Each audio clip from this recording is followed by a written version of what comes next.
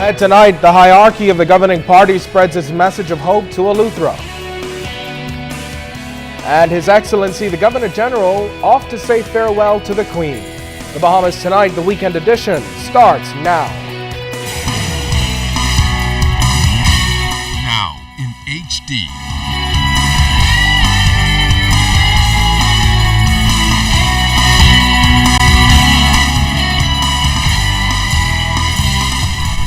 Network presents The Bahamas Tonight.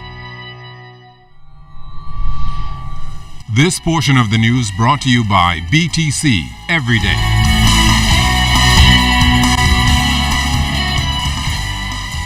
Good evening, everyone. I'm Candino Knowles, and welcome to the weekend edition of The Bahamas Tonight. Thanks so much for joining us. Fresh out of presenting its fiscal plan for the country and laying out a roadmap for the Bahamas, the governing Progressive Liberal Party taking its machinery into Eleuthera today. It's the second in a series of mini conventions planned for the Family Islands as the party heads into National Convention this coming November. Plans to revitalize the economy of Eleuthera and bring about more employment there among the key focus outlined to residents by Prime Minister Perry Christie. He also highlighted resorts that will boost the island's economy, including the Four Seasons at Cotton Bay, the Winding Bay property, and the Royal Island project. We have Royal Island, which started in our first term and then stopped during the recession. We are satisfied from an investment point of view that there is sufficient dynamic activity that Royal Island will soon surface as a source of investment and a source of jobs for people in that part of Eleuthera.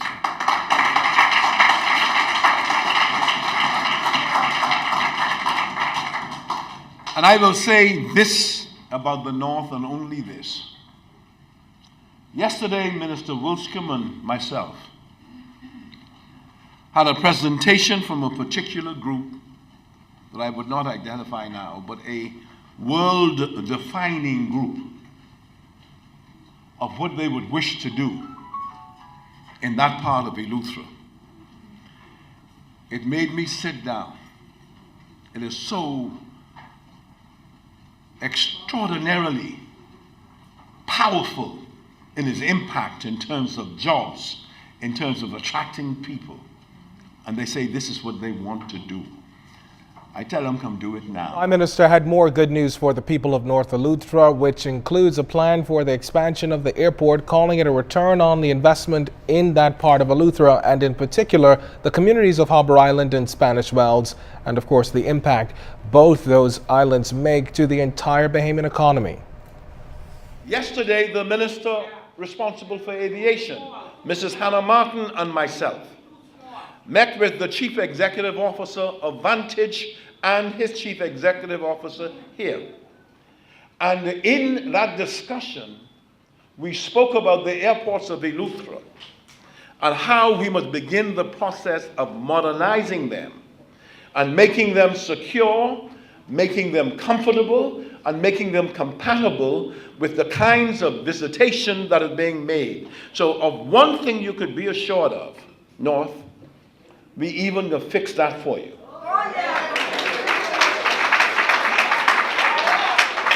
Now, in the process, we're gonna have to talk to the people who do commercial things around there. And we may have to give them an opportunity to do their commercial work, and sell their things in the new airport, because an expanded airport has to, in fact, pay for itself. And therefore, people who are competing just across the street from it better come inside, pay rent so they could compete inside. Because the fact of the matter is, we are going to do it. And so when you in the North go to your airport, you ain't gonna be all bungled up and it's gonna be fixed for you. Well, the Prime Minister didn't leave South Eleutherans out. In fact, he said residents in the South can look forward to an investment in healthcare with the imminent construction of a much-needed mini-hospital in South Eleuthera. Prime Minister Christie also detailed the important relationship that the Bahamas Agricultural and Marine Science Institute in Andros will have in enhancing Eleuthera's agricultural industry. Now, Julian Reed is in North Eleuthera, and we'll certainly have a full report on that in our newscast tomorrow. Meantime, regional delegates are brainstorming ways to generate further growth in the region as credit unions continue to impact the economic standing of Caribbean communities. Bahamians instrumental in the field of credit unions are joining their regional counterparts today at the annual Caribbean Confederation of Credit Unions conclave at the Atlantis Resort. Regional experts will be exchanging ideas and discussing issues impacting credit unions and other cooperative organizations in the Caribbean. President of the regional body, Aaron Moses, says credit unions have witnessed tremendous growth over the years. Well, the credit union has been resilient, and despite the challenging economic environment, the credit union continues to grow annually. And this is because of our core philosophy.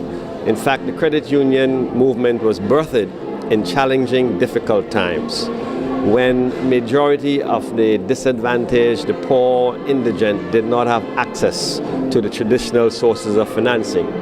And that gave birth to the credit union movement. So its very origin stems from difficult, challenging times. So our unique model is indeed relevant to difficult circumstances. Now, Mr. Moses notes that despite the upswing in business, the recent downturn in regional economies have had an impact on the normal way of doing businesses for credit unions. Well, the challenges are primarily economic. As you know, it's a difficult economic situation in the world, and that in itself means that individual members, family members are indeed finding it extremely difficult to sustain their livelihoods. And so we have to design appropriate programs and plans to assist them in doing so. And so the credit union movement, because of our core values, which is basically people helping each other, we find ourselves doing extremely well in circumstances like these. The expanding and critical role of the Royal Bahamas Defense Force is being highlighted as the modern HMBS Arthur Dion Hanna now prepares to set sail on the high seas. The vessel, which was officially commissioned yesterday, is the first in a fleet of new seacraft as government pumps some $232 million into 9 new vessels for the Defense Force. The second ship is expected here in a few days and will be named in honor of a great Bahamian seafarer, Sir Derwent Knowles. Minister of National Security Dr. Bernard Nottage says he's pleased with the enhancement.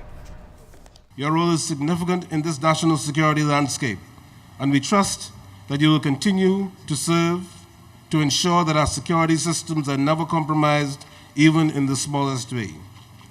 We will continue to make demands on you to protect our sovereign state from intruders and traffickers, and we expect that your efforts will match the challenges that we face.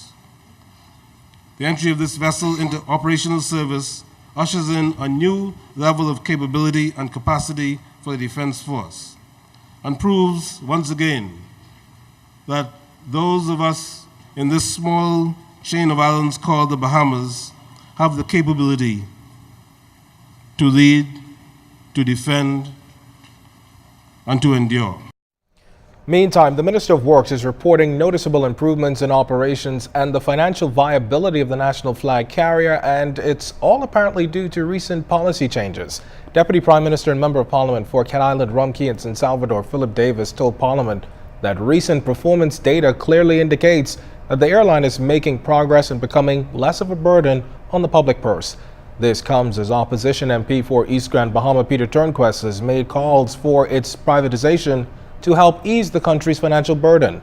Minister Davis points out that for the fiscal year 2011-2012, Bahamas Air net losses stood at $26.6 million compared to the $15.6 million in projected losses for the current fiscal period ending June 30th. Additionally, Minister Davis noted that the reduction in government subsidy from $18.6 million this year to $15 million in the upcoming fiscal year clearly demonstrates the confidence in the administration and operations of Bahamas Air. Numbers also show that customer complaints have been trending downward for the past 3 years, with a 6.7% decrease year over year. And it's off to London today for Governor General Sir Arthur Folkes and Joan, or Lady Joan Folkes. They left Nassau en route to pay a farewell visit to Her Majesty Queen Elizabeth II. They will return to the capital on June 30th. In a communication in Parliament this past week, Prime Minister Christie revealed that Sir Arthur will demit office as Governor General on July 8th after inspecting a Royal Bahamas Police Force Guard of Honor at 10 a.m. A new Governor General will be sworn in at noon the same day. Sir Arthur, who celebrated his 86th birthday on May 11th, assumed office on April 14, 2010. Well, a 15-year-old boy is in custody after he was arrested for a large quantity of marijuana at Lyndon Pindling International Airport on Friday. Reports are that shortly before noon, drug enforcement officers searched the suspect's carry-on bag at the airport's general aviation section and uncovered 20 pounds of marijuana with an estimated street value of $30,000. Police say the teen had just arrived on a charter flight from Andros. He was taken into custody. Well, still to come, what a newfound craving for locally produced goods could mean for Bahamian farmers. That and more in a moment.